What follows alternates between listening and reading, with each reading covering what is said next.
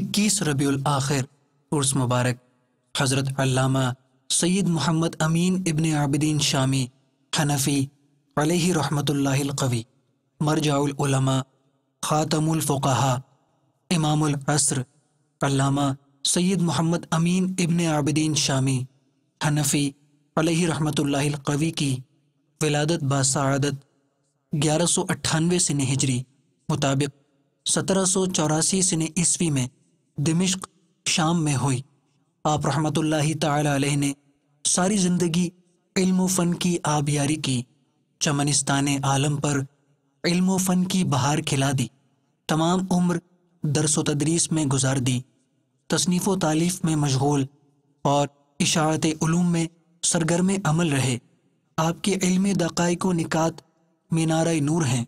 آپ کی تصنیفات و تالیفات میں سے تحقیقات کا مجموعہ حاشیہ ابن عابدین بنام رد المحتار، المعروف فتاوی شامی، عالم اسلام کے لیے نمونہ عمل اور ہر کمال کا آئینہ دار ہے۔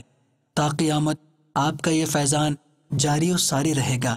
علم و فن کا یہ چشمہ تشنگان علوم کی پیاس بجھاتا رہے گا۔ آپ کی تدریسی اور تحریری خدمات سے عالم اسلام جگمگاتا رہے گا۔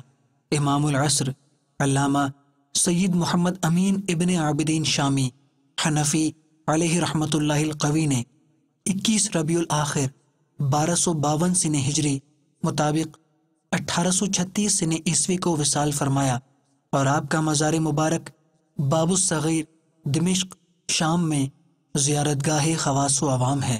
اللہ تبارک و تعالی کی ان پر رحمت ہو اور ان کے صدقے ہماری بے حساب مغفرت ہو۔ خدا کا خاص انعام ہے یہ